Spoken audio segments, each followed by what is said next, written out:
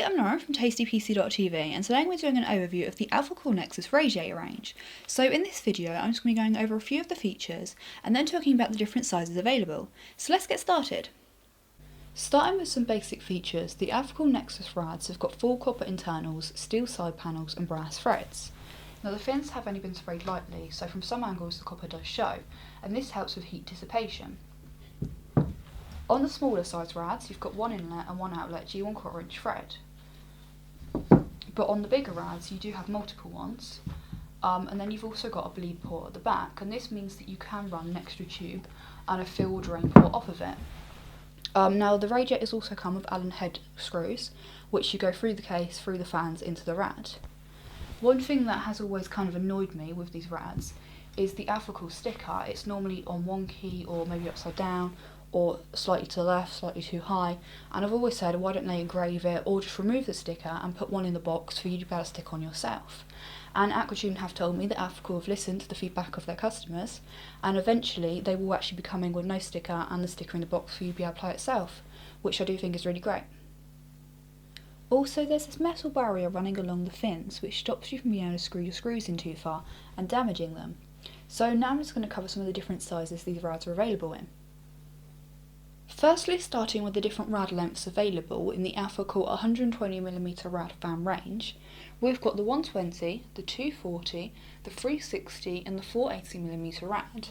Now I do think the 120mm rad isn't really worth bothering with because of its size. I know that a lot of people do add these rads to their loops and they've already got bigger radiators fitted, but I think the additional mess and complexity that causes to the loop isn't really worth the small performance increase you get. However, I do think these have got their place and I do think it's incredibly cute, and for that reason I have been looking for a good reason to use it. So one day I might do a mini ITX water cool build. So then the 240 and the 360 are the most commonly used rads in custom water cooling, and I have used the 240 a lot since starting TastyPC. And then lastly we've got the 480mm rad. I am actually yet to use one of these, but I have got a project coming up which I'm going to be using one in.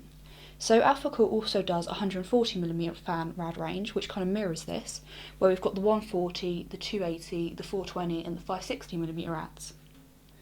Alphacool also have three different radiators in the 180mm fan range. We've got the 180mm rad, the dual 180 rad and the triple 180 rad, which unfortunately I don't have here to show you. Here's just a 120mm rad for size comparison. Now the 180 rads are only available in XT45, which means they're only available 45mm thick, and there's not a lot of cases that support these size rads, but they're there if you need them. So now I'm just going to cover the different thickness options you have with the 120 and 140mm fan rad ranges. So we've got the ST30, which is 30mm thick, the XT45, which is 40mm, the UT60, which is 60mm, and the Monsta rad, which is 86mm thick. However, each of the rads does have a gap on each side for the screw threads. The ST30, XT45 and UT60, the gap is all 5mm on each side. So the total fin thickness you actually have is 20mm, 35mm and 50mm, meaning that the UT60 is actually more than double actually has more than double the fin size of the ST30, obviously 50 being more than double 20.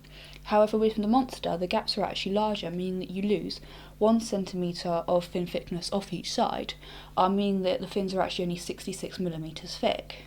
However, these gaps can actually act kind of like a shroud, increasing air pressure while eliminating air dead spots, so the gaps aren't necessarily a bad thing.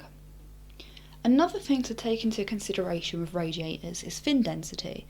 Now Alphacool have designed their rads for maximum performance at the lowest possible noise levels, and you'll notice as you start to go up the rad thickness sizes that the channels become further apart and the fins more dense, and this means that with the bigger rads you don't need to use as high RPM or static pressure fans to get good performance.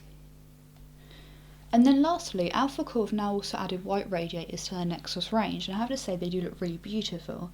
I mean, the majority of the time when you get water cooling parts, they do look quite like industrial and rough around the edges, but this really looks clean and really pretty. I also like that they've kept the fins black rather than spraying them white, like they had in the prototype they sent me, as when it's in the case and there's fans in the way of the fins, you're not going to see them anyway, but it probably also helps the temps a little bit. So that was my overview of the Alphacool NexXxoS Radiator range. Now I am considering doing a performance roundup video where I will test all the radiators I've got here, and then from the results you'll be able to see what sort of temps to expect from certain length and certain thickness rads.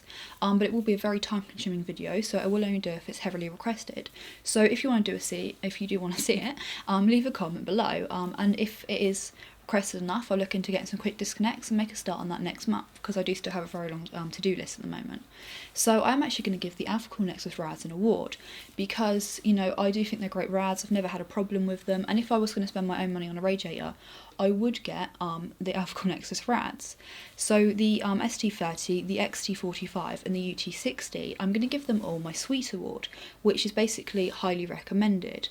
The reason why, despite how much I like them, how much I'd recommend them, they're not getting my highest award, the Tasty Award, is just because I'm going to be really picky with my awards, and I only really want to give that award to products that like wow me.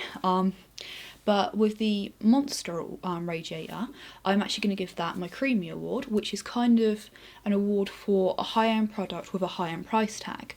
And even though I don't feel like the Monsta Rad is overly expensive, it's more of an extreme product, and therefore I think that the Creamy Award would just better suit it. But yeah, let me know in the comments below if you do want to see the performance roundup. If you like this video, hit the like button, don't forget to subscribe, and thanks for watching.